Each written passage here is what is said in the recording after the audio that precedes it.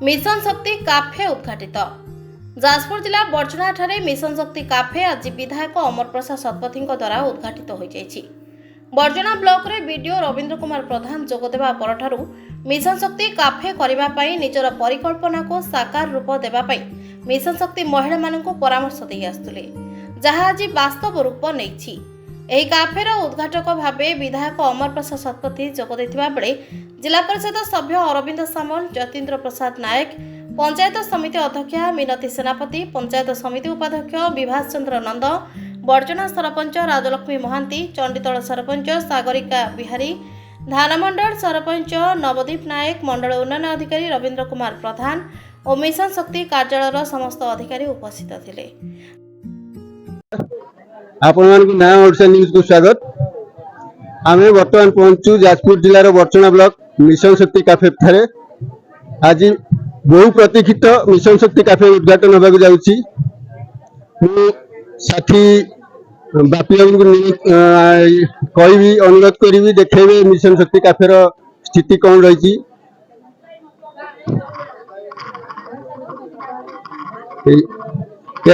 आम पाखे अच्छा मिशन शक्ति फेडरेशन सभानेत्री पुष्पलता नाथ, आम प्रतिक्रिया नवा चाहिए।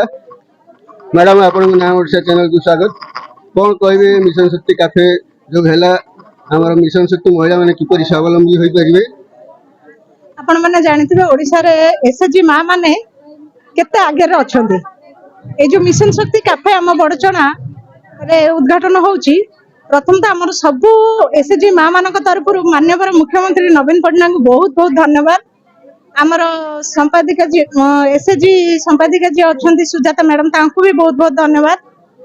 आउ सबुठ बेसी माने आम मां माने एते खुशी अछु जे आज रोसईशाल रु बाहर को आसी आमे स्वतंत्र गोटे माने निजे रोसई करी जेमिति परिवार रे स्वास्थ्य को आखि आगे रखी रोसई करा जाए, ठीक सेमिति आम मानकर उद्देश्य भी परिवार माने जेमिति परिवार को अनौचु, ठीक सेमिति आमे लोक मानकर स्वास्थ्य को देखि के रोसई व्यवस्था कर। धन्यवाद मैडम। आम पाखे आउ जो मिशन शक्ति अच्छा महिला आम प्रतिक्रिया ना। मैडम आपण को नाम से कौन कहे जो काफी उद्घाटन है आपंकर मिशन शक्ति महिला मैंने किपरि स्वावलंबी हो पारे? माननीय मुख्यमंत्री महिला मानक एसएचजी रु एसएमई करने बहुत बड़ स्वप्न देखी वर्तमान साकार होबाकू जाउची। महिला माने आमे घर कोण बसी रांधुलु, आमको कई जानू कि चिन्ह। वर्तमान आमे काफे द्वारा निजे रोषे करी अन्य मान को खुआई पारुचु एवं निजे को निजे स्वावलंबी हो पारुचु। काफे आमे बेसी रु बेसी देख मसला हो कि तेल हो अवॉइड करू, हाइजीनिक करू। आमे भात, डालमा, बड़ीचूरा, पांपड़, आलू भर्ता आउ बैगण एमती छाणु, जिते प्रकार घर खाद्य आमे दवा चेष्टा करूँ।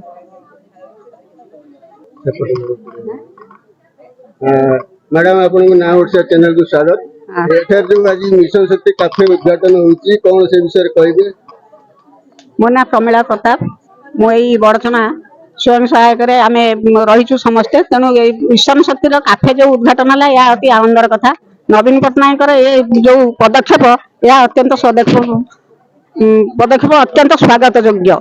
तेणु स्त्री लोक मैंने किसी उन्नति करें, रोजगार करें, आउ लोक मैंने बेस भल खाई पी पारे। से काफे समस्त प्रकार कार्य सुचारू रूपे चलाई निश्चय बड़चणार ना उन्नति करेंगे। काफे जो जगह बेपार आशा करते जदि जानवे लोक से देवे आगे लगे मिशन शक्ति काफे आगे लगे लिखिकी। तेणु आसबेनि कहीं लोक शिक्षक भवन है, शिक्षक भवन को निश्चय लोक आसबे, सब शिक्षक मैंने आसबे। तेणु से खाया पीबार जो असुविधा होती बर्चना बजार को कहीं जी आउ कौटी जी। तेणु मिशन शक्ति काफे से बेस संतुष्ट कर स्वादिष्ट भोजन देकरी। तेणु किसी असुविधा ना। पाखे परिवेश बहुत सुंदर अच्छी, पानी अच्छी, गछ वृक्ष अच्छी, आटा अति भल पदक्षेप है। निश्चय आसबे एवं आमर बर्चनार निश्चय ना उन्नतिकर हेब। मिशन शक्ति फेडरेशन सभानेत्री पुष्पलता नाथ, संपादिका संयुक्ता नाथों समेत बर्चना पंचायतर एमबीके और सीआरपी माने कार्यक्रम में सहयोग करथिले। ଦେଖୁଥିଲେ ଆମେ ଦେଖାଉଥିଲୁ ନା ଓଡ଼ିଶାର ସ୍ପଷ୍ଟ ଚିତ୍ର କ'ଣ ରହିଥିଲା ମିଶନ ଶକ୍ତି କାଫେର ଉଦ୍ଘାଟନ ସ୍ଥଳୀ କିପରି ଥିଲା କ'ଣ କହୁଥିଲେ ମିଶନ ଶକ୍ତିର କାର୍ଯ୍ୟକର୍ତ୍ତା ମାନେ। ଯାଜପୁରରୁ ବିରୋଚିତ, ନା Odisha news. Latest news update पाई www.nowodisha.com को लॉगिन करंतु।